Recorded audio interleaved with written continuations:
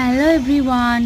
তো আজকে আমাদের লাঞ্চের মেনু হবে চিকেন কষা আর পটল ভাজা, আর ভাত রান্না হয়ে গেছে। তো দেখো, চিকেনের মধ্যে সব মশলা দিয়ে ভালো করে কষিয়ে নিলাম। চিকেনটাকে ভালো করে কষে নিয়ে তারপরে হচ্ছে একটু আলু ভেজে নেব, কারণ চিকেন আলু আজকে একসাথে ঝোল করব, শুধু চিকেন কষা করব না আজকে। তো দেখো, আলু দিয়ে দিচ্ছি গরম তেলের উপরে।